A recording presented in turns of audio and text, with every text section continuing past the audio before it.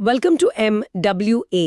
आज है 3 मई 2026 और 26 से 2 मई तक वीकली करंट अफेयर्स के जितने भी इंपॉर्टेंट क्वेश्चन बन सकते हैं सारे हम इस वीडियो में डिस्कस करेंगे और हर क्वेश्चन से रिलेटेड इंपॉर्टेंट फैक्ट भी मैं आपको बताऊंगी। तो आप पूरा वीडियो बहुत ध्यान से देखिए। लास्ट में मैं आपसे क्वेश्चन पूछूंगी, उसका आंसर आपको कॉमेंट बॉक्स में बताना है। तो चलिए दोस्तों, फुल एनर्जी के साथ शुरू करते हैं। हमारी पहली हेडिंग है केंद्र रघुराय निधन एवं उपलब्धियां।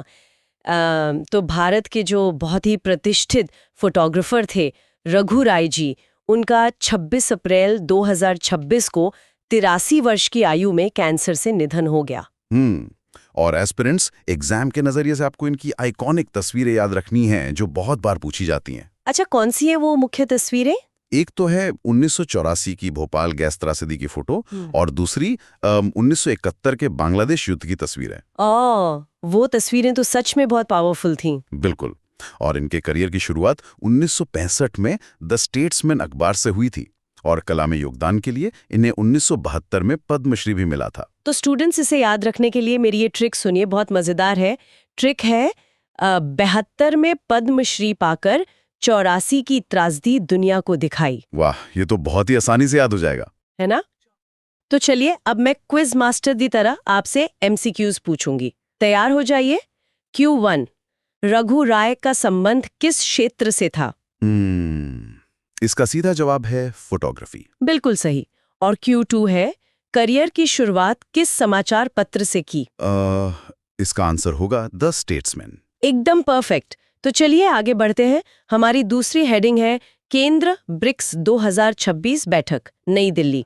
तो अप्रैल 2026 में नई दिल्ली में ब्रिक्स के डिप्टी विदेश मंत्रियों की बैठक हुई थी। हाँ, और दोस्तों यहाँ बिना किसी राजनीतिक पक्ष के अगर हम इस स्थिति को समझें तो ये बैठक बहुत ही हंगामेदार रही। हंगामा मतलब कूटनीति में हंगामा कैसे? देखो, हुआ ये कि मिडिल ईस्ट यानी पश्चिमी एशिया के युद्ध को लेकर UAE और ईरान के प्रतिनिधियों के बीच बहुत तीखी बहस हो गई। बाप रे! तो इसका नतीजा क्या निकला? नतीजा ये हुआ कि कोई भी संयुक्त बयान या जॉइंट स्टेटमेंट जारी ही नहीं हो सका। भारत ने अध्यक्ष के रूप में शांति की बहुत कोशिश की, पर अंत में सिर्फ एक चेयर स्टेटमेंट जारी करना पड़ा। पर एक बात बताइए, जब इतनी बड़ी संस्थाएं बिना किसी निर्णय के खत्म होती हैं, तो ग्लोबल कूटनीति पर इसका क्या असर पड़ता है? इसका असर बहुत गहरा होता है। ये दिखाता है कि आर्थिक मंचों पर भी अब भू राजनीतिक तनाव हावी होने लगे हैं। समझ गई। तो स्टूडेंट्स, इसके लिए हमारी ट्रिक है, दिल्ली में ब्रिक्स की मीटिंग हुई पर UAE ईरान के हंगामे से बिना बयान के खत्म हुई। बहुत बढ़िया, एकदम सटीक। तो चलिए MCQ टाइम। Q1, ये बैठक कहाँ आयोजित हुई? नई दिल्ली में। सही। और Q2, किन दो देशों के बीच बहस हुई? UAE और ईरान के बीच। बिल्कुल। चलिए अब ब्रिक्स न्यूज में है तो इसका स्टैटिक GK भी देख लेते हैं। हमारी अगली हेडिंग है केंद्रीय ब्रिक्स इतिहास व सदस्य। हाँ, क्योंकि बैकग्राउंड जानना बहुत जरूरी है। तो दोस्तों, क्रोनोलॉजी समझिए। 2006 में ब्रिक्स की शुरुआत हुई थी, BRIC। मतलब तब सिर्फ 4 देश थे। बिल्कुल। फिर 2009 में इनका पहला शिखर सम्मेलन हुआ और 2010 में दक्षिण अफ्रीका के जुड़ने से ये ब्रिक्स बन गया। तो स्टूडेंट्स, वर्तमान में इसके 11 सदस्यों की लिस्ट मैं सिस्टमैटिक तरीके से पढ़ रही हूँ। ध्यान दीजिएगा, ब्राजील, रूस, भारत, चीन, दक्षिण अफ्रीका। और जो नए जुड़े हैं वो हैं मिस्र, इथियोपिया, ईरान, UAE और सऊदी अरब। यहाँ मैं थोड़ा सा पॉज लूंगा और एक चीज स्पष्ट कर दूं एस्पिरेंट्स, भारत सरकार की वेबसाइट पर सऊदी अरब लिस्टेड है, लेकिन आधिकारिक रूप से 2024 में इसकी पुष्टि अभी बाकी है जी। तो इस ग्रे एरिया को ध्यान में रखिएगा। अच्छा, ये काफी इंपॉर्टेंट पॉइंट है। तो चलिए इसके लिए मेरी ट्रिक है, ब्रिक्स के 5 पुराने यार अब नए 6 के साथ हो गए 11। क्या बात है, 11 सदस्य याद हो गए, है ना? तो अब आते हैं MCQ पर। Q1, दक्षिण अफ्रीका किस वर्ष शामिल हुआ? 2010 में। करेक्ट। और Q2, भारत सरकार की साइट के अनुसार कुल सदस्य कितने हैं? 11। बिल्कुल सही। चलिए अब दुनिया के नक्शे पर थोड़ा आगे चलते हैं। हमारी चौथी हेडिंग है केंद्र तुर्की सोशल मीडिया बैन। दोस्तों, खबर है कि तुर्की ने 15 वर्ष से कम उम्र के बच्चों के लिए सोशल मीडिया पर बैन का कानून पारित कर दिया है। हाँ, और इसके पीछे का कारण या वाय समझना बहुत जरूरी है। तुर्की के कहारा मानस स्कूल में एक 14 साल के बच्चे ने गोलीबारी कर दी थी जिसमें 10 लोगों की मौत हो गई। ओ, ये तो बहुत ही दुखद घटना है। बिल्कुल। और इसी वजह से राष्ट्रपति रिसेप तैयब अर्दोगान ने ऑनलाइन निजता और बच्चों की सुरक्षा पर जोर देते हुए ये कदम उठाया। साथ ही स्टैटिक जीके भी नोट कर लीजिए। तुर्की की राजधानी अंकारा है और मुद्रा तुर्की लीरा है। स्टूडेंट्स, ये तो एक तरह के कठोर डिजिटल डिटॉक्स जैसा हो गया। हाँ, पर आप लोग सोचिए, क्या सुरक्षा के लिए पूर्ण बैन ही एकमात्र उपाय है? क्या इसके और तरीके नहीं हो सकते? ये तो एक लंबी बहस का मुद्दा है। हाँ, तो हमारी ट्रिक नोट कीजिए। अंकारा के 15 साल के बच्चे अब नहीं चलाएंगे इंस्टाग्राम, पढ़ाई पर देंगे ध्यान। बहुत ही रिलेट करने वाली ट्रिक है ये। बिल्कुल। तो MCQ Q1, हाल ही में किस देश ने बैन लगाया? तुर्की ने। सही। और Q2, तुर्की की राजधानी क्या है? अंकारा। एकदम सही। अब हमारी 5वीं हेडिंग पर आते हैं। केंद्र सैन्य अभ्यास डाइवैक्स 2026। स्टूडेंट्स, स्क्रीन पर आप जो IRNS निरीक्षक की डाइविंग का डायग्राम देख रहे हैं, उसे ध्यान से देखिए। हाँ, ये बहुत ही महत्वपूर्ण डायग्राम है दोस्तों। ये भारत और श्रीलंका का चौथा संयुक्त गोताखोरी यानी डाइविंग अभ्यास है। अच्छा, तो ये कहाँ और कब हुआ? ये 21 से 27 अप्रैल 2026 तक श्रीलंका के कोलंबो में आयोजित हुआ। और एग्जाम के लिए सबसे इंपॉर्टेंट पॉइंट ये है कि इसमें भारतीय नौसेना के जहाज INS निरीक्षक ने हिस्सा लिया। INS निरीक्षक। तो हमारी ट्रिक है, कोलंबो के गहरे पानी में भारत के निरीक्षक ने लगाई डाइव। बहुत ही आसानी से याद रहने वाली लाइन है। तो फटाफट MCQ Q1, डाइवैक्स 2026 भारत और किस देश के बीच हुआ? श्रीलंका। सही जवाब। और Q2, किस भारतीय जहाज ने हिस्सा लिया? INS निरीक्षक। परफेक्ट। चलिए, अब हमारी छठी हेडिंग है, केंद्र नोएडा एयरपोर्ट की नई CEO। तो नीतू सामरा को अंतरिम मुख्य कार्यकारी अधिकारी नियुक्त किया गया है और इन्होंने स्विस नागरिक क्रिस्टोफ स्नेलमान की जगह ली है। बिल्कुल। और एस्पिरेंट्स, इसके पीछे का जो मुख्य नियम है, रीजन है, वो आपको पता होना चाहिए। ऐसा क्या नियम है? नागरिक उड्डयन सुरक्षा ब्यूरो, जिसे हम BCAS कहते हैं, उसका एक बहुत ही सख्त नियम है कि भारत में किसी भी एयरपोर्ट का CEO केवल एक भारतीय नागरिक ही हो सकता है। ओह अच्छा, इसलिए उन्हें हटाया गया। हाँ, ये सीधे तौर पर राष्ट्रीय सुरक्षा से जुड़ा मामला है। समझ गई। तो इस पर ट्रिक है, नोएडा एयरपोर्ट की उड़ान अब नीतू के हाथ में कमान। एकदम राइमिंग ट्रिक है। तो MCQ देखते हैं। Q1, नया अंतरिम CEO किसे नियुक्त किया गया? नीतू सामरा को। और Q2, CEO पद के लिए क्या अनिवार्य है? भारतीय नागरिक होना। बिल्कुल सही। चलिए, अब स्पोर्ट्स की तरफ चलते हैं। हमारी 7वीं हेडिंग है, केंद्रीय विश्व पैरा एथलेटिक्स 2027। तो दोस्तों, जून 2027 की इस चैंपियनशिप की मेजबानी ताशकंद, उज़्बेकिस्तान करेगा। हाँ, और इसमें ऐतिहासिक तथ्य पर जोर देना जरूरी है। एस्पिरेंट्स, ये पहली बार है जब किसी मध्य एशियाई देश को इतनी बड़ी खेल प्रतियोगिता की मेजबानी मिली है। मतलब ये स्पोर्ट्स कूटनीति के लिए बहुत बड़ा कदम है ना? हैंडबॉल सेंट्रल एशिया के लिए ये एक गेम चेंजर है। तो इसके लिए हमारी ट्रिक है, 27 के पैरा एथलीट ताशकंद में दिखाएंगे अपना दम। बढ़िया, तो सवाल पूछिए। हाँ, Q1, 2027 की मेजबानी किस शहर को मिली? ताशकंद को। और Q2, ताशकंद किस देश की राजधानी है? उज़्बेकिस्तान। एकदम सही। अब आते हैं मेडिकल साइंस की एक बहुत बड़ी खबर पर। हमारी 8वीं हेडिंग है, केंद्र WHO की नई मलेरिया दवा। तो 24 अप्रैल को WHO ने नवजात शिशुओं के लिए पहली मलेरिया दवा को मंजूरी दे दी है। और दोस्तों, इसे सरल भाषा में समझें तो ये दवा 5 किलोग्राम से कम वजन वाले शिशुओं के लिए 100% सुरक्षित है। अच्छा, पर ये इतनी जरूरी क्यों थी? वो इसलिए क्योंकि मलेरिया से होने वाली कुल मौतों में से 70% मौतें इसी आयु वर्ग में होती हैं। ओह, 70%!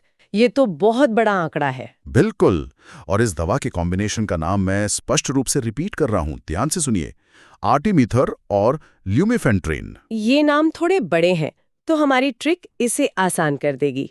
ट्रिक है, आर्ट और लूमे ने मिलकर किया 5 किलो के नवजातों के मलेरिया का अंत। बहुत अच्छे से दोनों नाम कवर हो गए इसमें। तो MCQ Q1, WHO ने नवजातों के लिए किस बीमारी की दवा मंजूर की? मलेरिया की। और Q2, दवा में कौन सा कॉम्बिनेशन है? आर्टिमीथर प्लस यूमेफेंट्रिन। बिल्कुल सही। अब इसी से जुड़ी हमारी 9वीं हेडिंग है, केंद्र विश्व मलेरिया दिवस, जो कि 25 अप्रैल को मनाया जाता है। हाँ, और 2026 की थीम एस्पिरेंट्स नोट कर लीजिए। थीम है मलेरिया को खत्म करने का संकल्प। अब हम कर सकते हैं, अब हमें करना ही होगा। बहुत ही पावरफुल थीम है ये। बस बिल्कुल। और इसके साथ जो साइंस का स्टैटिक जीके है वो ये है कि इस बीमारी का कारण या पैथोजन प्लाज्मोडियम परजीवी है और इसका वाहक या कैरियर मादा एनाफिलीज मच्छर है। मादा एनाफिलिस। तो स्टूडेंट्स ट्रिक नोट कीजिए, 25 तारीख को मलेरिया भगाओ, मादा एनाफिलिस से जान बचाओ। क्या बात है। चलिए एमसीक्यू देखते हैं। हाँ, Q1 विश्व मलेरिया दिवस कब मनाया जाता है? 25 अप्रैल को। और Q2 ये रोग किस मच्छर के काटने से फैलता है? मादा एनाफिलिस। परफेक्ट। चलिए अब हमारी 10वीं हेडिंग की तरफ बढ़ते हैं, केंद्र विश्व बौद्धिक संपदा दिवस। तो दोस्तों 26 अप्रैल को WIPO द्वारा घोषित ये दिवस मनाया जाता है। और जिन्हें नहीं पता, बौद्धिक संपदा या आईपी का सरल अर्थ है आपके दिमाग की उपज, जैसे कोई नया आविष्कार या डिजाइन। अच्छा, तो इस साल की थीम क्या है? इस साल 2026 की थीम है आईपी और खेल, तैयार शुरू नया, या इंग्लिश में रेडी सेट इनोवेट। और याद रखिएगा WIPO का मुख्यालय जिनेवा स्विट्जरलैंड में है। जिनेवा। तो इसके लिए ट्रिक है 26 अप्रैल को अपनी बुद्धि का इस्तेमाल करो और खेल में नया करो। बहुत शानदार। तो MCQ Q1 ये दिवस कब मनाया जाता है? 26 अप्रैल। और Q2 WIPO का मुख्यालय कहाँ है? जिनेवा में। एकदम सही। अब हमारी 11वीं हेडिंग है केंद्र अंतर्राष्ट्रीय प्रतिनिधि दिवस। तो 25 अप्रैल को संयुक्त राष्ट्र द्वारा डेलीगेट्स डे मनाया जाता है। हाँ, और इसका उद्देश्य बहुत सीधा है। UN सदस्य देशों के जो प्रतिनिधि होते हैं उनके कूटनीतिक कार्यों का सम्मान करना और सहयोग को बढ़ावा देना। तो हमारी ट्रिक है 25 तारीख को दुनिया के प्रतिनिधि मिले और शांति की बात की। बहुत ही सिंपल और अच्छी ट्रिक है। तो Q1 डेलीगेट्स डे कब मनाया जाता है? 25 अप्रैल को। और Q2 ये किस संस्था द्वारा घोषित किया गया है? संयुक्त राष्ट्रीय में UN द्वारा। सही जवाब। अब दोस्तों वक्त है सुपर रिवीजन का। हमारी 12वीं हेडिंग है केंद्र सुपर रिवीजन अप्रैल के महत्वपूर्ण दिवस। मैं तेजी से एक टाइमलाइन बता रही हूँ। हाँ, तो एस्पिरेंट्स ध्यान से सुनिए। 24 अप्रैल WHO मलेरिया दवा, 25 अप्रैल विश्व मलेरिया दिवस और अंतर्राष्ट्रीय प्रतिनिधि दिवस, और 26 अप्रैल विश्व बौद्धिक संपदा दिवस और रघु राय जी का निधन। तो इसके लिए हमारी पूरे जोश वाली मेगा ट्रिक है। 24 को दवा मिली, 25 को प्रतिनिधि ने मलेरिया भगाया और 26 को बुद्धि जगी। वाह, एक ही लाइन में सारे दिन याद हो गए। तो फटाफट MCQ Q1 इनमें से कौन सा दिवस 25 अप्रैल को नहीं मनाया जाता? विश्व बौद्धिक संपदा दिवस, क्योंकि वो 26 को होता है। बिल्कुल सही। और Q2 IP और खेल किस दिन की थीम है? 26 अप्रैल की। एकदम परफेक्ट। अब हमारी आखिरी हेडिंग है केंद्र मैप पर नजर, चर्चित अंतर्राष्ट्रीय स्थल। तो दोस्तों एक बार वर्ल्ड मैप पर नजर डालिए। हाँ एस्पिरेंट्स, सभी 5 लोकेशंस को रिकैप करते हैं।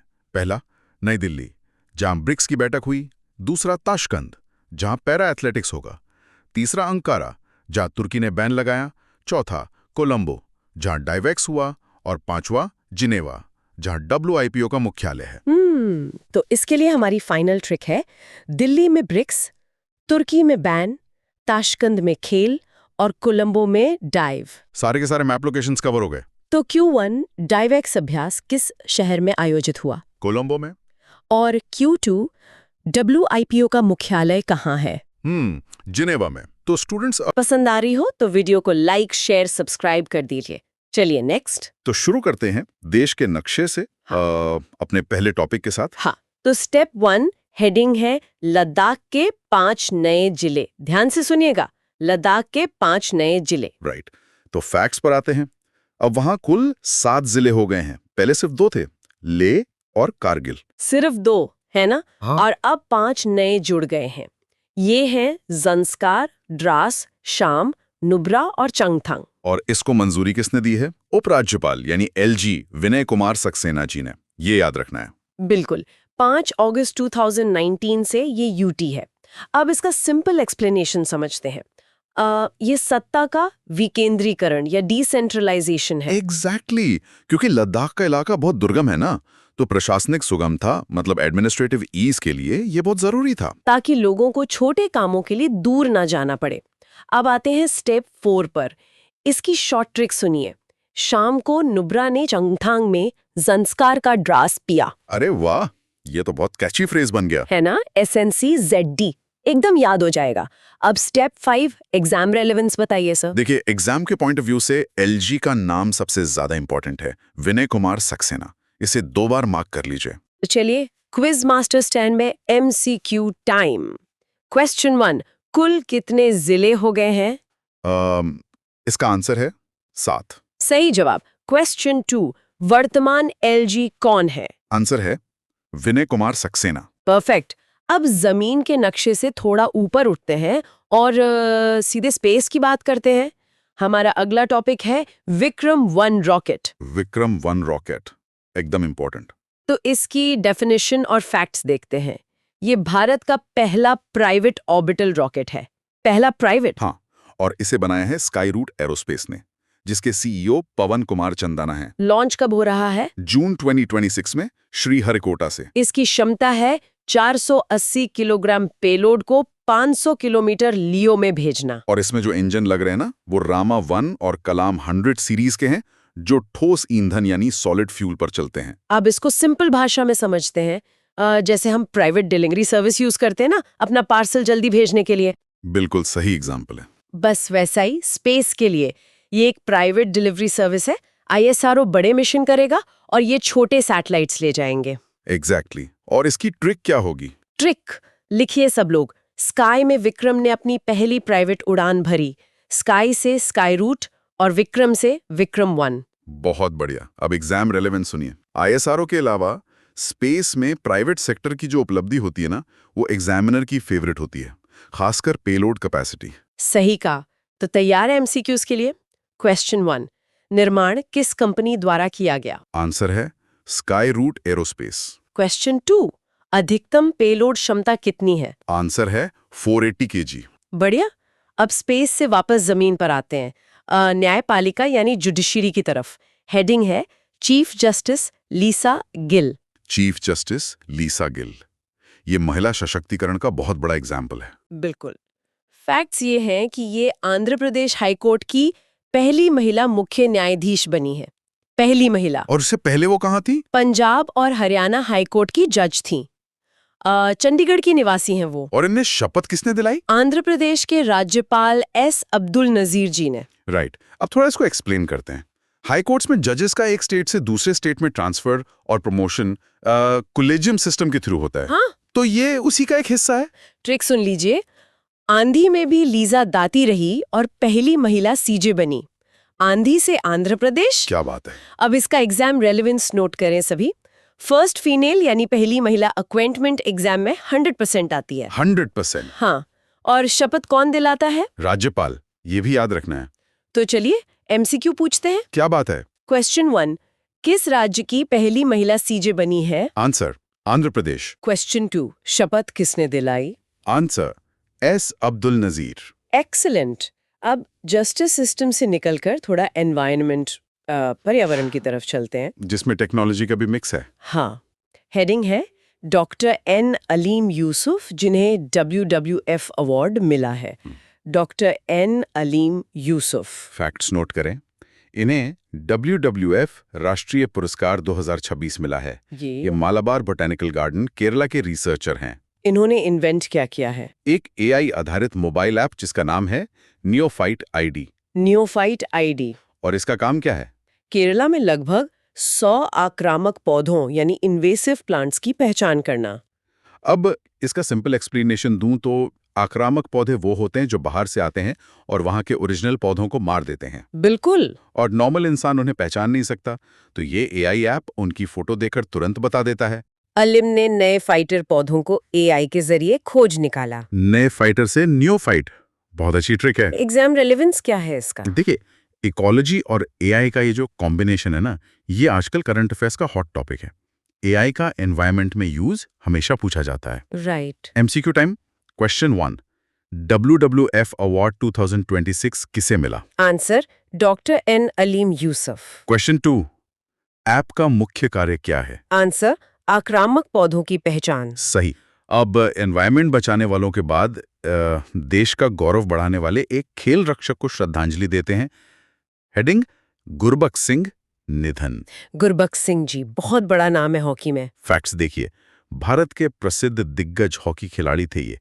निधन हुआ 24 अप्रैल 2026 को जीरकपुर, पंजाब में। और इनकी सबसे बड़ी उपलब्धि थी 1968 मेक्सिको सिटी ओलंपिक में कांस्य पदक यानी ब्रॉन्ज मेडल जीतना। और ये अपने भाई बलबीर सिंह के साथ खेले थे। बाद में मुंबई हॉकी संघ के सचिव भी रहे। अगर एक्सप्लेनेशन की बात करें तो उस दौर में इनका डिफेंस बहुत स्ट्रांग था। एक आसान खेल को इनकी मेहनत ने हिस्टोरिकल बना दिया था। ट्रिक नोट कीजिए क्लास। गुरबख्श की हॉकी ने 1968 में भारत को कांस्य बख्शा। बख्शा से गुरबख्श, परफेक्ट। एग्जाम रिलेवेंस के लिए हमेशा ध्यान रखें, ऐसी हस्तियों पर उनके मेडल वाले वर्ष यानी 1968 या उनके खेल के नाम से सवाल आते हैं। बिल्कुल। MCQ, let's go. क्वेश्चन 1, इनका किस खेल से संबंध था? आंसर है हॉकी। क्वेश्चन 2, कांस्य पदक विजेता टीम का प्रतिनिधित्व कब किया? Answer 1968 Mexico city. अब खिलाड़ियों की हेल्थ के बाद जानवरों की हेल्थ पर आते हैं। हेडिंग है विश्व पशु चिकित्सा दिवस 2026। विश्व पशु चिकित्सा दिवस। फैक्ट्स पर आते हैं। यह हर साल अप्रैल के आखिरी शनिवार को मनाया जाता है। आखिरी शनिवार। और इस साल की डेट क्या थी?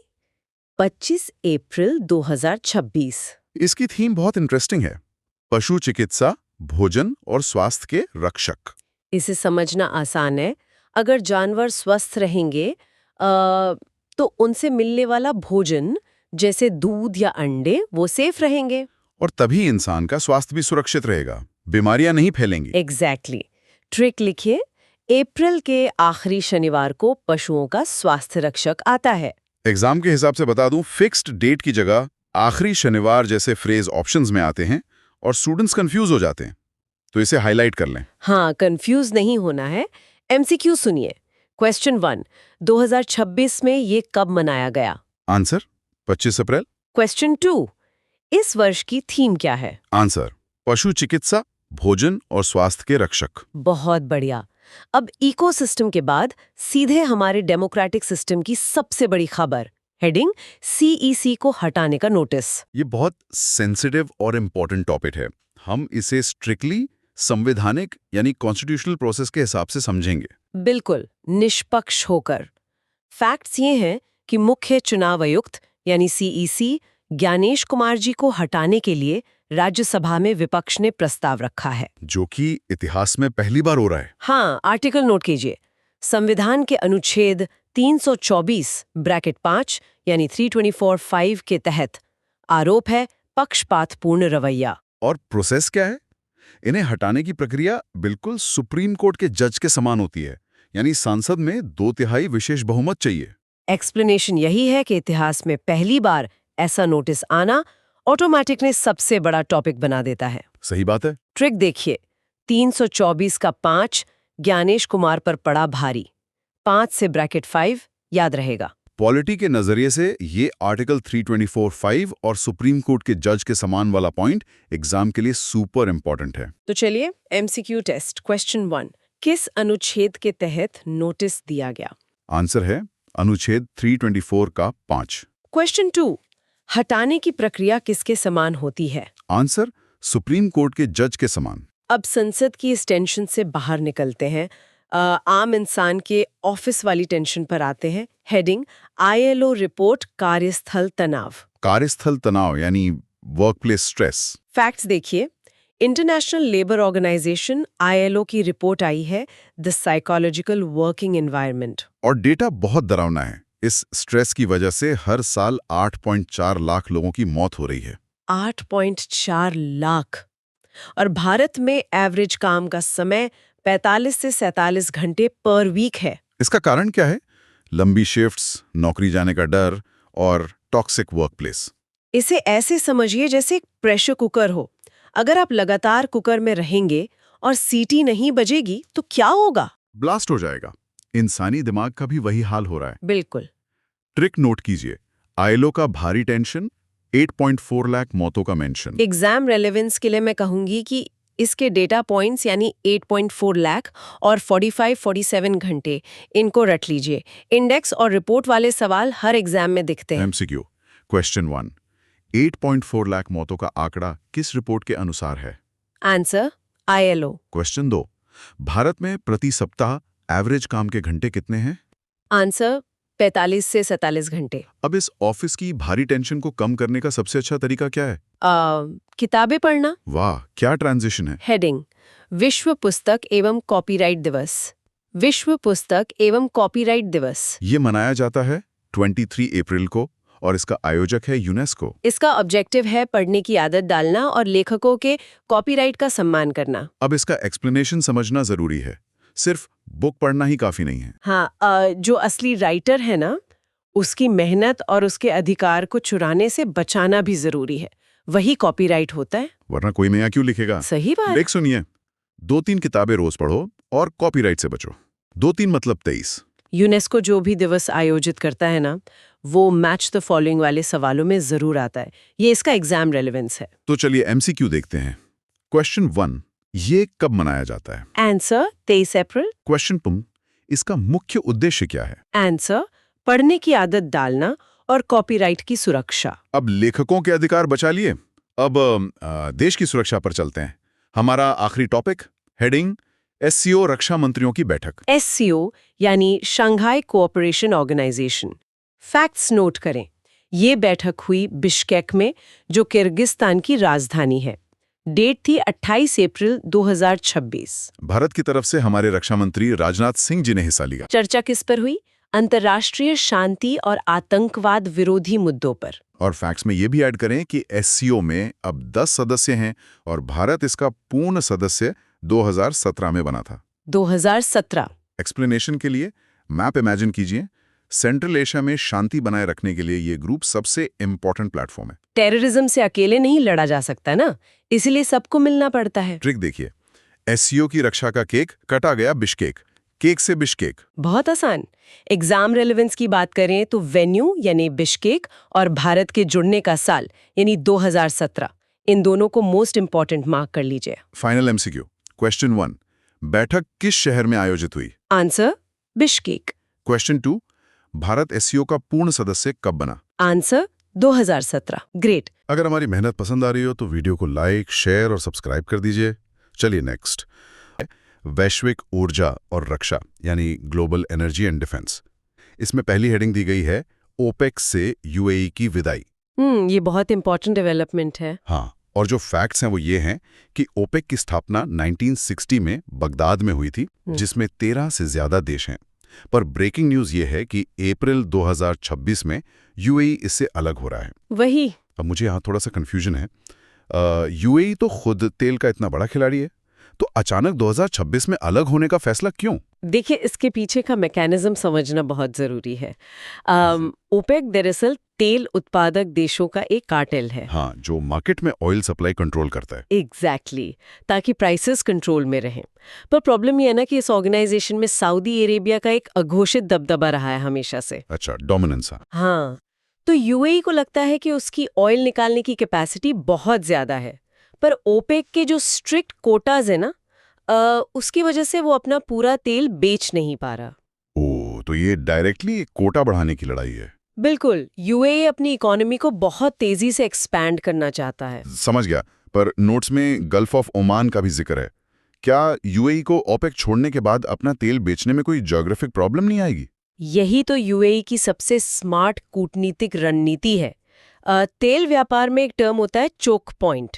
Choke point? हाँ, मतलब जैसे स्ट्रेट ऑफ हॉर्मूज एक संकरा समुद्री रास्ता है जहां से दुनिया का बहुत सारा तेल गुजरता है, और टेंशन के टाइम पे इसको इजीली ब्लॉक किया जा सकता है। ओह, तो वहां रिस्क है। राइट, लेकिन यूएई ने अपने नए पोर्ट्स को ना गल्फ ऑफ ओमान की तरफ डेवलप कर लिया है, और गल्फ ऑफ ओमान सीधे खुले समुद्र से जुड़ता है। अरे वाह, मतलब वो स्ट्रेट ऑफ हॉर्मोन्स के चोक पॉइंट से बाहर निकल गए। एग्जैक्टली। अब उन्हें ओपेक की पाबंदियों या चोक पॉइंट ब्लॉक होने का कोई डर नहीं है। क्या स्ट्रैटेजी है। तो क्लास, इस लॉजिक को याद रखने की एक बहुत ही आसान ट्रिक नोट्स में दी है। सऊदी की दादागिरी, यूएई ने छोड़ी यारी। हाँ, बहुत कैची है। चलिए अब एक क्विज मास्टर की तरह मैं पूछता हूँ। एमसीक्यू क्वेश्चन नंबर 1, ओपेक की स्थापना कब और कहाँ हुई थी? हाँ, याद रखिए 1960 बगदाद। बिल्कुल। और क्वेश्चन 2, अप्रैल 2026 में कौन सा देश अलग हो रहा है?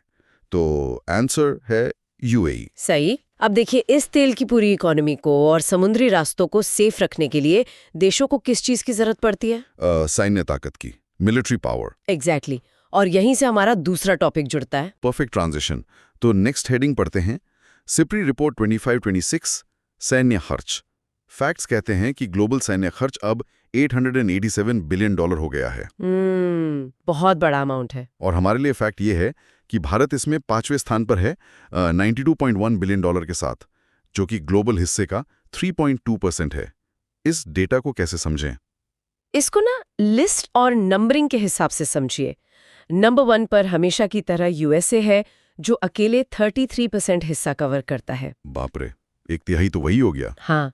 फिर नंबर 2 पर चाइना, 3 पर रशिया, 4 पर जर्मनी और 5वें पर अपना भारत। राइट।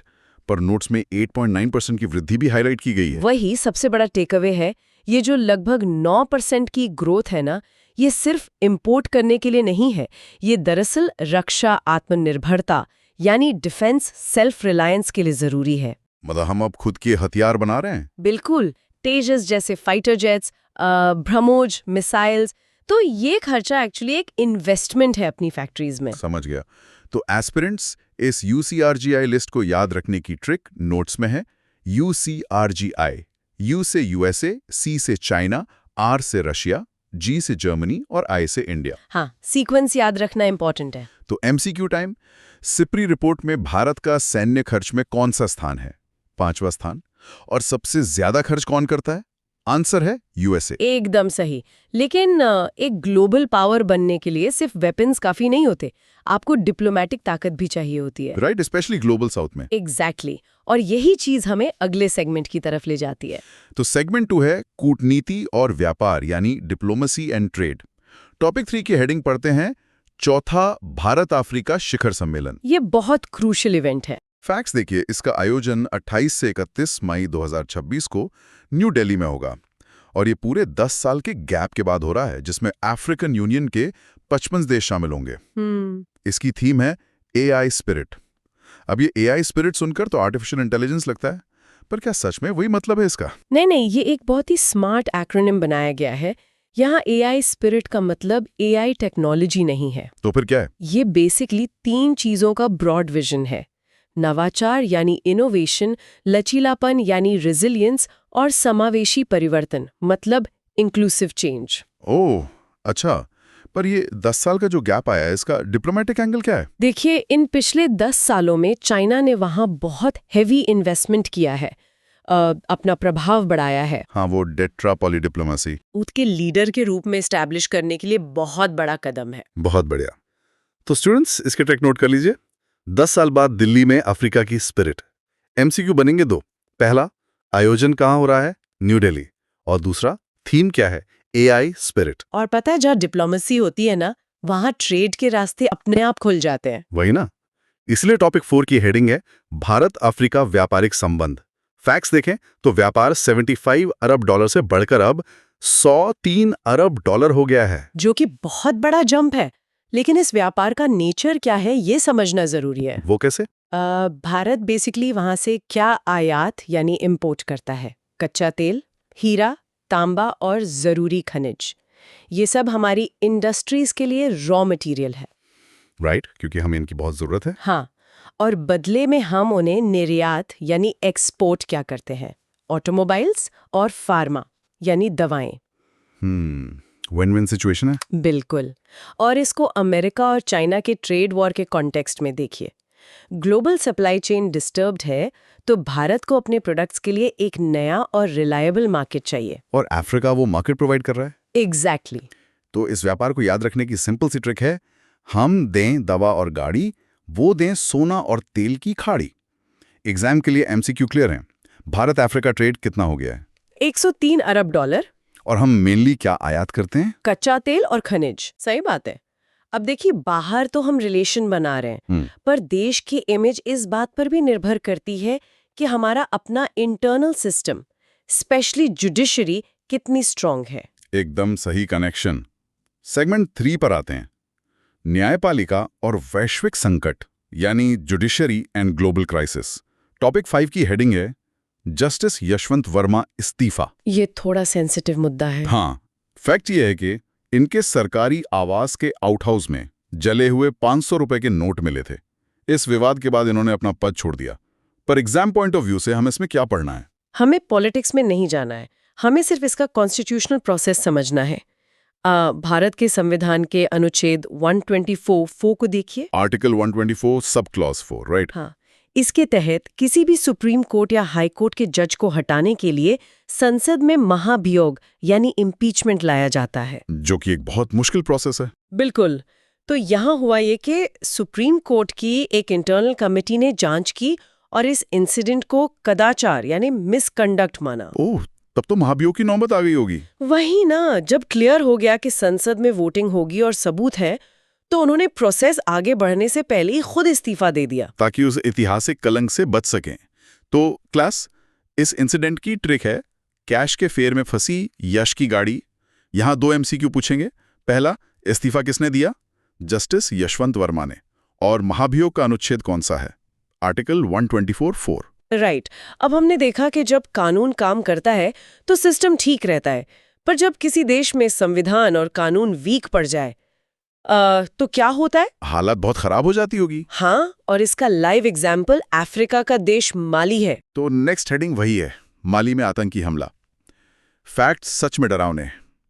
अलकायदा का जो एक ग्रुप है JNIM, उसने माली की राजधानी बामाको पर हमला कर दिया और माली के रक्षा मंत्री सादियो कमारा की हत्या हो गई।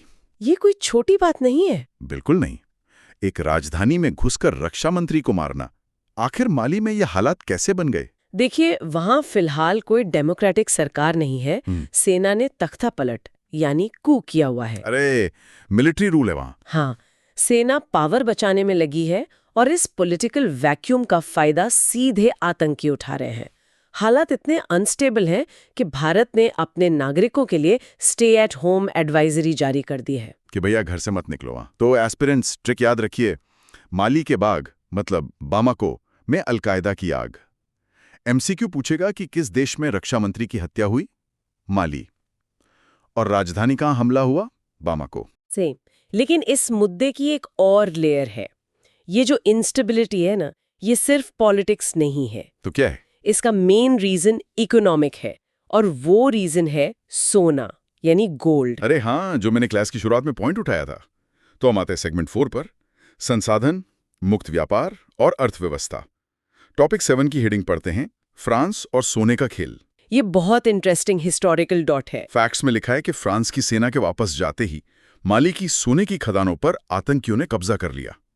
इसमें फ्रांस का क्या कनेक्शन है? एक्चुअली माली एक टाइम पर फ्रांस की कॉलोनी हुआ करता था और माली में सोने का बहुत बड़ा भंडार है। अच्छा। अब डेटा सुनिए।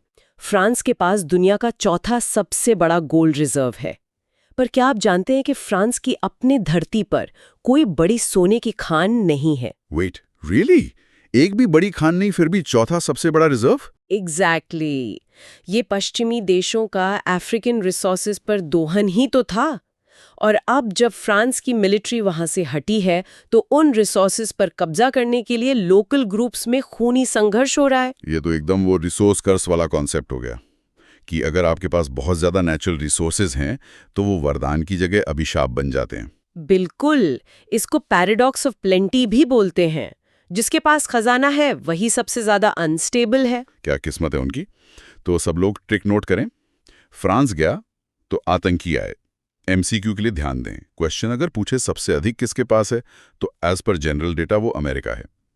लेकिन एग्जाम में ट्रिक आएगी, बिना खदान के चौथे स्थान पर कौन है? तो आंसर है फ्रांस। राइट। अब एक तरफ ये वेपन्स और कब्जे वाली इकोनॉमी है और दूसरी तरफ भारत का रास्ता है जहां हम पीसफुल अग्रीमेंट से ट्रेड बढ़ा रहे हैं। वही नेक्स्ट हेडिंग है, topic 8, Bharat New Zealand FTA। Facts ये हैं कि अगले 5 साल में द्विपक्षीय व्यापार दोगुना करके $5 अरब करना है। इस अग्रीमेंट में हमारा क्या फायदा है? इसमें 3 बहुत बड़े पॉइंट्स हैं। पहला, न्यूजीलैंड भारत में $20 अरब का बाइंडिंग FDI लाएगा। बाइंडिंग? जी। मतलब पैसा आना कंफर्म है? हाँ बिल्कुल। दूसरा पॉइंट, हमारे जो टेक्सटाइल और लेदर इंडस्ट्रीज है उनको न्यूजीलैंड में 100% जीरो टैक्स मिलेगा। ये हमारे MSME सेक्टर के लिए बहुत बड़ी बात है। अरे वाह, मार्केट खुल गया उनके लिए। हाँ, और तीसरा, भारत के लोगों को 5,000 टेम्पररी रोजगार वीजा मिलेंगे जो 3 साल के लिए वैलिड होंगे। ये तो हर तरफ से हमारी फेवर में लग रहा है। तो क्लास ट्रिक है, 5 साल में 5 बिलियन, न्यूजीलैंड बना अपना चैंपियन। MCQs 2 हैं। ट्रेड गोल क्या है? $5 अरब। और FDI कितना आएगा? $20 अरब। पर एक बात ध्यान रखिए, फ्री ट्रेड एग्रीमेंट का ये मतलब नहीं कि आप अपने घर के मार्केट को बिल्कुल ओपन छोड़ दें। हाँ, प्रोटेक्शन भी जरूरी है। इसलिए टॉपिक 9 की हेडिंग है FTA, फायदे और बहिष्करण, यानी benefits and exclusions. Exactly. Facts कहते हैं कि कार्गो क्लियरेंस फास्ट ट्रैक होकर 24 से 48 घंटे में हो जाएगा, लेकिन हमने कुछ चीजों को टैक्स छूट से बाहर रखा है, जैसे डेयरी, प्याज और रत्न आभूषण। डेयरी को बाहर क्यों रखा? न्यूजीलैंड तो डेयरी में लीडर है ना। इसीलिए तो बाहर रखा ना। ये डोमेस्टिक सिक्योरिटी का कॉन्सेप्ट है। अगर हम न्यूजीलैंड के सस्ते डेयरी प्रोडक्ट्स को बिना टैक्स आने देंगे तो हमारे छोटे किसान और अमूल जैसी कोऑपरेटिव्स तो बर्बाद हो जाएंगे। ओह वही ना, अपने लोगों को भी तो बचाना है। बिल्कुल। और एक और फायदा हुआ है MRA एग्रीमेंट का। वो क्या है? Mutual recognition agreement. इसका मतलब है कि भारत के जो ऑर्गेनिक सर्टिफिकेट्स हैं उनको न्यूजीलैंड सीधा मान लेगा, वहां अलग से टेस्टिंग नहीं करनी पड़ेगी। ये तो टाइम और पैसा दोनों बचाएगा। स्टूडेंट्स, ट्रिक देखिए, वीजा मिलेगा फटाफट, पर दूध प्याज पर टैक्स है सख्त। MCQ पूछेंगे कि किन सेक्टर्स को बाहर रखा गया? आंसर, डेयरी और कृषि। फास्ट ट्रैक कार्गो का टाइम क्या है? 24 से 48 घंटे। सही। तो ट्रेड और इकोनॉमी से बाहर निकलकर अब हम आते हैं थोड़ा साइंस और कल्चर के सेगमेंट पर। हाँ, सेगमेंट 5, विज्ञान, संस्कृति और स्मृति। टॉपिक 10 की हेडिंग पढ़ते हैं, जंपिंग मकड़ियों की नई प्रजाति।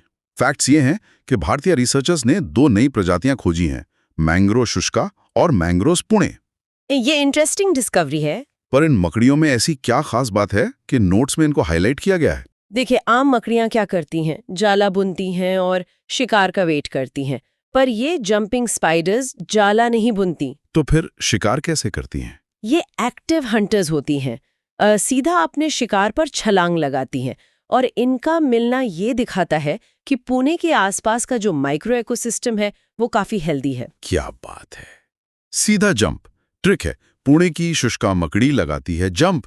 MCQ सिंपल है, ये दोनों क्या है? मकड़ी। और इनकी खासियत क्या है? छलांग लगाना। बिल्कुल। और इसी जंप और मूवमेंट से जुड़ा है हमारा अगला ग्लोबल इवेंट। राइट। टॉपिक 11 की हेडिंग है अंतर्राष्ट्रीय नृत्य दिवस, यानी इंटरनेशनल डांस डे।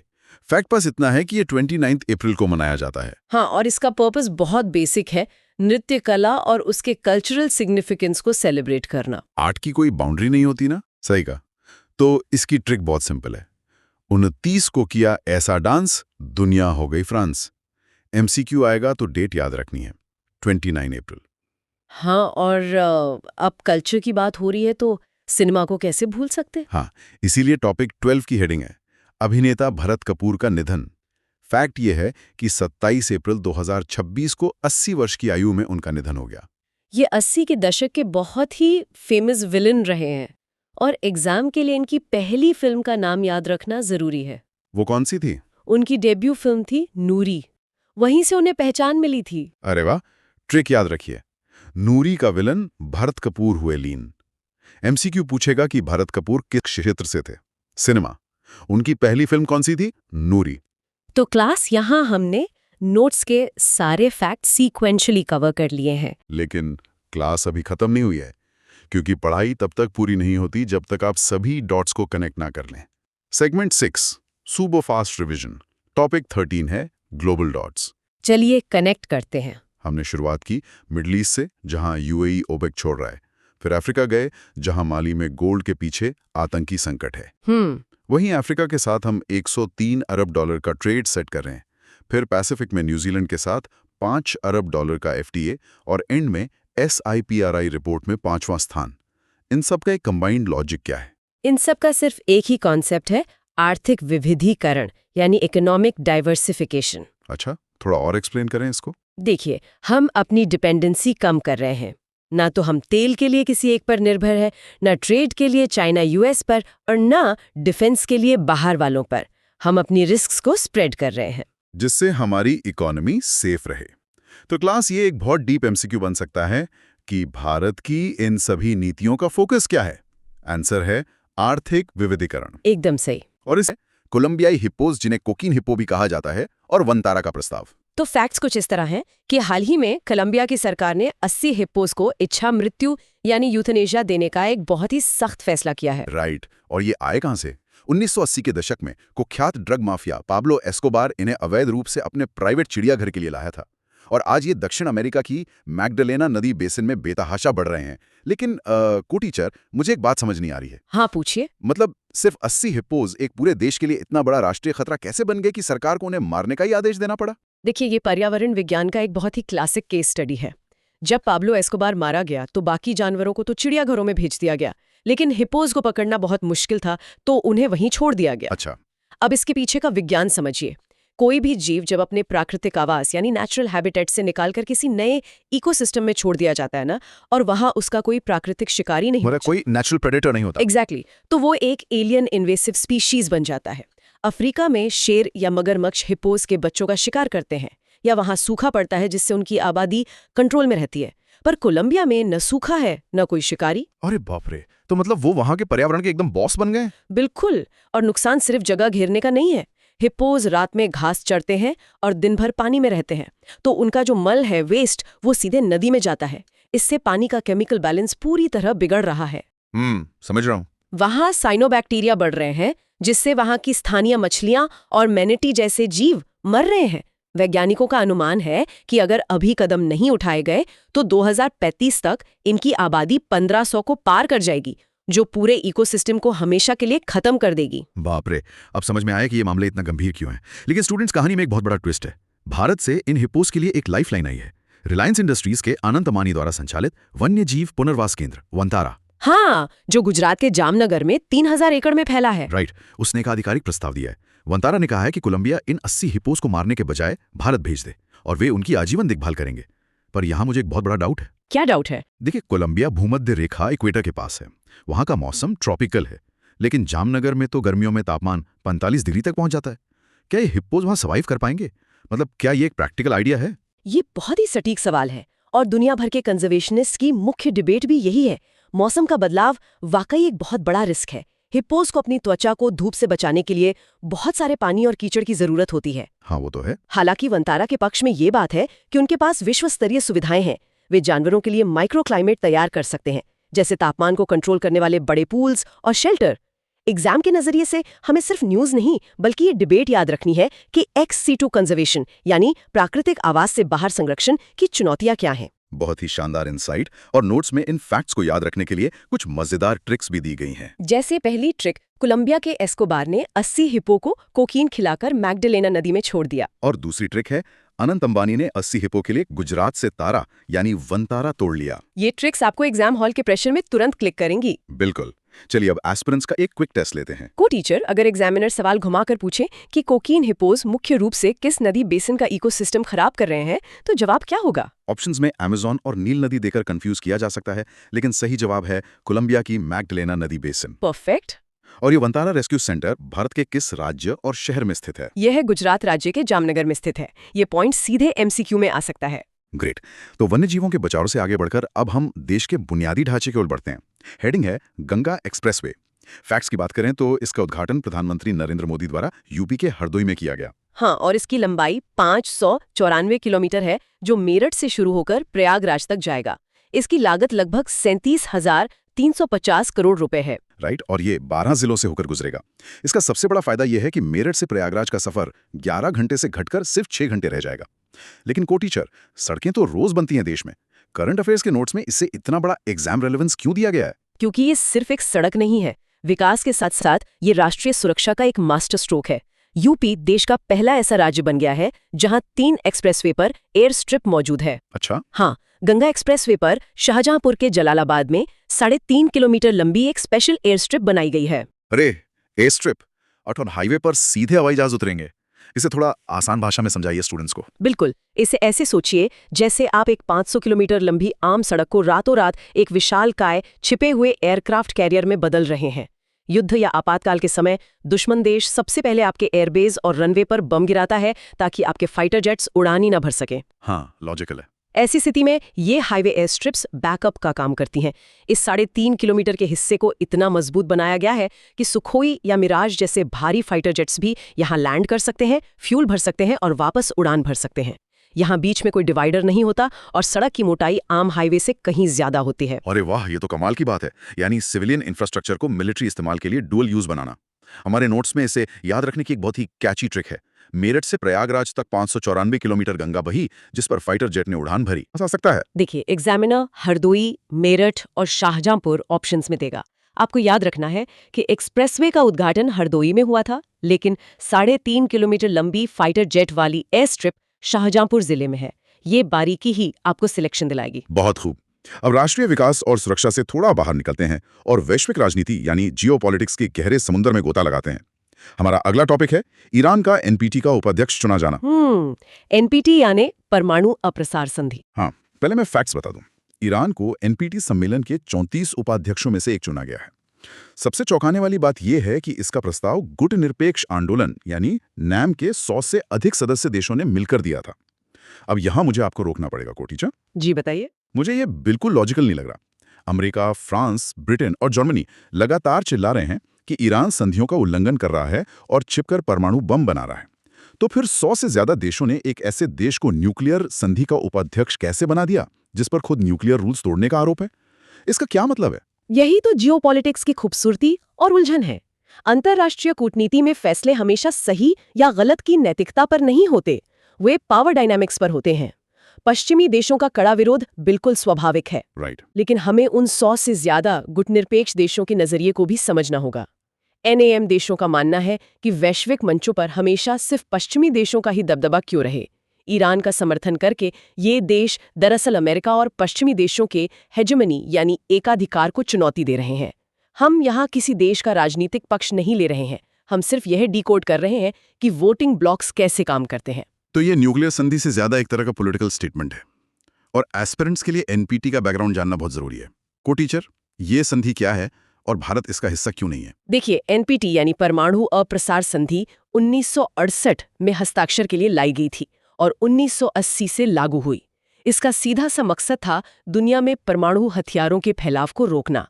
लेकिन भारत, पाकिस्तान और इजराइल इसके सदस्य नहीं है। भारत क्यों नहीं है? क्योंकि भारत इस संधि को भेदभावपूर्ण मानता है। भारत इसे न्यूक्लियर अपार्थाइड कहता है।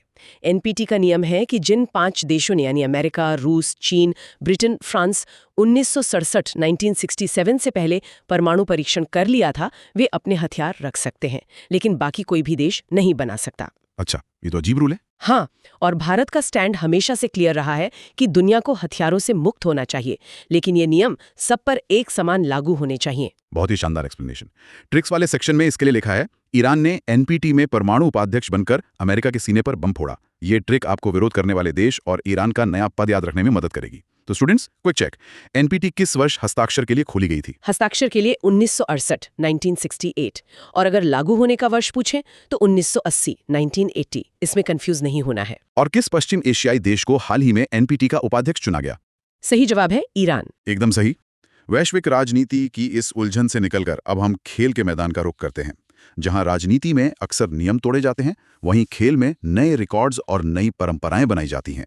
हमारी अगली हेडिंग है विराट कोहली के 9000 रन और रतिका श्री। हाँ, ये दोनों ही बहुत ऐतिहासिक पल हैं। बिल्कुल। क्रिकेट के टैलेंट की बात करें तो 27 अप्रैल 2026 को विराट कोहली रॉयल चैलेंजर्स बेंगलुरु के लिए खेलते हुए आईपीएल इतिहास में 9000 रन पूरे करने वाले दुनिया के पहले बल्लेबाज बन गए। दूसरी खबर समाज के नजरिए से बहुत बड़ी है। 31 वर्षीय रतिका श्री भारत की पहली ट्रांसजेंडर क्रिकेट अंपायर बन गई हैं। को टीचर, विराट का रिकॉर्ड तो अपने आप में एक पहाड़ है, लेकिन रतिका श्री की ये उपलब्धि हमारे सिस्टम के बारे में क्या बताती है? विराट कोहली के रिकॉर्ड को अगर हम डेटा के नजदीक से देखें तो एग्जाम में रैंकिंग बहुत पूछी जाती है। नंबर 1 पर विराट है, नंबर 2 पर रोहित शर्मा है जिनके 7183 रन है और नंबर 3 पर शिखर धवन है 6739 रनों के साथ। ये गैप दिखाता है कि विराट बाकी खिलाड़ियों से कितने आगे निकल चुके हैं। हाँ, वो तो लेजेंड है। और रतिका श्री के बारे में? रतिका श्री की कहानी हमें सिस्टम में हुए बदलाव के बारे में बहुत कुछ सिखाती है। रतिका ने मैकेनिकल इंजीनियरिंग में डिप्लोमा किया, फिर कॉल सेंटर में काम किया। उनका क्रिकेट का जुनून उन्हें अंपायरिंग तक ले आया। यहाँ सबसे बड़ा exam relevance Tamil Nadu cricket association यानी TNCA का कदम है। TNCA ने पहली बार अपने स्टेट पैनल अंपायर फॉर्म में थर्ड जेंडर का कॉलम शामिल किया। अच्छा, तो मतलब पहले फॉर्म में सिर्फ मेल या फीमेल होता था, जिससे ट्रांसजेंडर प्रतिभाएं चाहकर भी अप्लाई नहीं कर पाती थी। एग्जैक्टली ये सिर्फ एक फॉर्म का बदलाव नहीं है, ये सिस्टेमिक इंक्लूजन है। जब आप दस्तावेजों में किसी की पहचान को स्वीकार करते हैं, तब आप उन्हें मुख्य धारा में आने का मौका देते हैं। रतिका का ये सफर सिर्फ उनकी व्यक्तिगत जीत नहीं है, बल्कि ये पूरे देश में खेल प्रशासन के लिए एक नजीर बन गया है। ये वाकई में बहुत पावरफुल है। हमारे पास इसे याद रखने की ट्रिक्स भी हैं। विराट ने 9000 का रॉयल छक्का मारा, रोहित अभी 7 पर ही अटका बेचारा। बहुत बढ़िया। और दूसरी ट्रिक है, तमिलनाडु की रतिका ने क्रिकेट में नई रीतिका यानी रीत बनाई, देश की पहली ट्रांसजेंडर अंपायर कहलाई। चलिए क्विज टाइम। को टीचर, भारत की पहली ट्रांसजेंडर क्रिकेट अंपायर कौन है और किस राज्य के एसोसिएशन ने उन्हें पैनल में शामिल किया? नाम है रतिका श्री और स्टेट एसोसिएशन है तमिलनाडु TNCA। और IPL इतिहास में 9000 रन पूरे करने वाले पहले बल्लेबाज? विराट कोहली। और दूसरे नंबर पर? रोहित शर्मा। शानदार। व्यक्तिगत उपलब्धियों और सामाजिक बदलावों से आगे बढ़ते हुए अब हम राष्ट्रों के शक्ति प्रदर्शन और उनकी ब्रांडिंग की बात करते हैं। अगला विषय है प्रगति सैन्य अभ्यास और अमेरिकी खास पासपोर्ट। शुरुआत प्रगति से करते हैं। भारतीय सेना ने 18 से 31 मई तक मेघालय के उमरोई में प्रगति सैन्य अभ्यास की मेजबानी की। इसमें भारत सहित कुल 12 देशों की सेनाओं ने भाग लिया। वहीं दुनिया के दूसरे कोने में अमेरिका अपनी आज़ादी की 250वीं वर्षगांठ मनाने के लिए एक खास लिमिटेड एडिशन पासपोर्ट जारी कर रहा है। इसकी घोषणा 28 अप्रैल को अमेरिकी विदेश विभाग ने की। इस पासपोर्ट पर वर्तमान राष्ट्रपति डोनाल्ड ट्रंप की तस्वीर और उनका गोल्डन सिग्नेचर होगा। राइट। को टीचर, पहले प्रगति की बात करते हैं। 12 देशों को एक साथ मेघालय बुलाने का रणनीतिक मकसद क्या है? इसका पूरा फोकस हिंद महासागर क्षेत्र यानी इंडियन ओशन रीजन IOR पर है। आज दुनिया का लगभग 80% समुद्री व्यापार इसी क्षेत्र से होकर गुजरता है। मलक्का स्ट्रेट जैसे अहम चोक पॉइंट्स यही हैं। यहाँ सुरक्षा, विकास और स्थिरता बहुत जरूरी है। समझ गया। प्रगति जैसे बहुपक्षीय अभ्यास का उद्देश्य इन 12 देशों की सेनाओं के बीच इंटरऑपरेबिलिटी बढ़ाना है, यानी संकट के समय अलग अलग देशों की सेनाएं एक साथ मिलकर कैसे काम कर सकती हैं। मेघालय का उमरोई स्टेशन भारतीय सेना का एक बहुत ही महत्वपूर्ण विदेशी प्रशिक्षण नोड है, जिसे ऐसे ही बड़े अंतर्राष्ट्रीय अभ्यासों के लिए डिजाइन किया गया है। ये तो हुई हमारी हार्ड पावर और कूटनीति की बात। लेकिन अमेरिका का ये गोल्डन सिग्नेचर वाला पासपोर्ट, कोई देश अपने पासपोर्ट पर किसी एक राजनेता की तस्वीर क्यों छापेगा? ये तो बड़ा अजीब लगता है। अगर हम इसे पूरी तरह से कूटनीतिक और न्यूट्रल नजरिए से देखें तो किसी भी देश के लिए उसकी 250वीं वर्षगांठ एक विशाल ऐतिहासिक माइलस्टोन होती है। अमेरिका इसे सेमी क्विंसेंटेनियल कहता है। अच्छा, वो नाम है इसका। हाँ, देखिए, पासपोर्ट सिर्फ यात्रा का दस्तावेज नहीं होता। ये एक देश की सॉफ्ट पावर और राष्ट्रीय ब्रांडिंग का सबसे बड़ा प्रतीक होता है।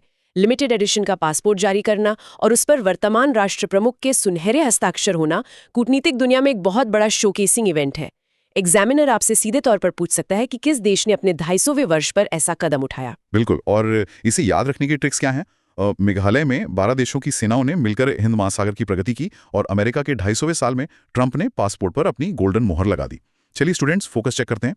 को टीचर, प्रगति अभ्यास में कितने देशों ने भाग लिया और यह भारत के किस राज्य में हुआ? कुल 12 देशों ने भाग लिया और आयोजन स्थल है मेघालय का उमरोई। और अपनी 250वीं वर्षगांठ पर किस देश ने गोल्डन सिग्नेचर वाला लिमिटेड एडिशन पासपोर्ट जारी करने की घोषणा की है? इसका सीधा जवाब है अमेरिका। एक्सीलेंट। और इसी के साथ हम आज की मास्टर क्लास के अंतिम और बहुत ही स्कोरिंग सेक्शन पर पहुंच गए हैं। महत्वपूर्ण दिवस यानी इंपॉर्टेंट डेज। एग्जाम में यहां से एक सवाल तो पक्का बनता है। हमारे नोट्स में 2 महत्वपूर्ण दिवस दिए गए। पहला है अंग्रेजी भाषा दिवस, जो संयुक्त राष्ट्र द्वारा 23 अप्रैल को मनाया जाता है। और दूसरा है इंटरनेशनल जैज डे, जो यूनेस्को द्वारा 30 अप्रैल को मनाया जाता है। तारीखें तो रटी जा सकती हैं, लेकिन को टीचर, क्या आप इनके पीछे की कहानी बता सकते हैं? मतलब 23 अप्रैल ही क्यों? बिल्कुल। तारीखों के पीछे का वाय पता हो तो भूलने का चांस ही नहीं रहता। 23 अप्रैल कोई रैंडम तारीख नहीं है। यह दुनिया के सबसे महान अंग्रेजी नाटककार और कवि विलियम शेक्सपियर की बर्थ एनिवर्सरी भी है। और दिलचस्प बात यह है कि यही उनकी डेथ एनिवर्सरी भी है। अरे वाह, दोनों एक ही दिन। हाँ, संयुक्त राष्ट्र ने अंग्रेजी साहित्य और भाषा में उनके अतुलनीय योगदान को सम्मान देने के लिए 23 अप्रैल का दिन चुना। अब बात करते हैं 30 अप्रैल के जैज डे की। जैज सिर्फ कोई बैकग्राउंड म्यूजिक नहीं है। हाँ, मैंने भी सुना इसका इतिहास बहुत गहरा है। बहुत गहरा। इसकी शुरुआत अमेरिका के न्यू ऑर्लियंस में अफ्रीकी अमेरिकी समुदायों के बीच हुई थी। इसमें इम्प्रोवाइजेशन होता है, यानी म्यूजिशियन ऑन द स्पॉट धुनें बनाते हैं। ये दरअसल दासों के संघर्ष, स्वतंत्रता, मानवाधिकार और विभिन्न संस्कृतियों के मिलन का एक प्रतीक था। बहुत इंटरेस्टिंग। यूनेस्को, जो कि दुनिया भर की सांस्कृतिक धरोहरों को संजोता है, उसने जैज को महज एक संगीत शैली के रूप में नहीं, बल्कि दुनिया भर के लोगों को एक साथ लाने वाले एक शांति के टूल के रूप में मान्यता दी है। इसीलिए महीने के आखिरी दिन को इंटरनेशनल जैज डे के रूप में मनाया जाता है। क्या बात है। शेक्सपियर की विरासत और अफ्रीकी अमेरिकी समुदाय का संघर्ष, इन कहानियों के बाद अब शायद ही कोई स्टूडेंट ये तारीखें भूलेगा। फिर भी रिवीजन के लिए हमारी ट्रिक्स हाजिर हैं। 23 अप्रैल को शेक्सपियर ने यूएन में जाकर इंग्लिश बोली। और दूसरी, अप्रैल के आखिरी दिन यानी 30 अप्रैल को यूनेस्को ने जोर से जैज बजाया। चलिए आज का आखिरी कॉन्वर्जेशनल क्विज करते हैं। को टीचर, अंग्रेजी भाषा दिवस कब और किसकी याद में मनाया जाता है? 23 अप्रैल को विलियम शेक्सपियर की जयंती और पुण्यतिथि के अवसर पर। और इंटरनेशनल जैज डे कब और किस वैश्विक संस्था द्वारा मनाया जाता है? ये 30 अप्रैल को मनाया जाता है और इसकी घोषणा यूनेस्को ने की थी। तो स्टूडेंट्स, आज हमने हिप्पोज की समस्या से लेकर एक्सप्रेसवे की सामरिक अहमियत, ईरान की जियोपॉलिटिक्स, विराट और रतिका श्री के रिकॉर्ड्स, मिलिट्री एक्सरसाइज और महत्वपूर्ण दिनों तक सब कुछ डिकोड किया। बिल्कुल। फेयर्स को कंप्लीट सीक्वेंस में डिटेल से समझा। अगर आपको क्लास यूजफुल लगी हो तो वीडियो को लाइक करें, थम्स अप, चैनल मंजिल विद अंसारी को सब्सक्राइब करें, बेल आइकॉन, और अपने सीरियस एस्पिरेंट दोस्तों के साथ जरूर शेयर करें। टारगेट्स को आज के 20 MCQs में से आपने कितने सही किए, आपकी ईमानदारी ही आपकी सफलता तय करेगी। कमेंट में अपना स्कोर तुरंत बताओ। टारगेट्स को 182-20 फॉर सेफ जोन। चलिए अब मिलते हैं नेक्स्ट क्लास में। रिवीजन करते रहिए। Take care.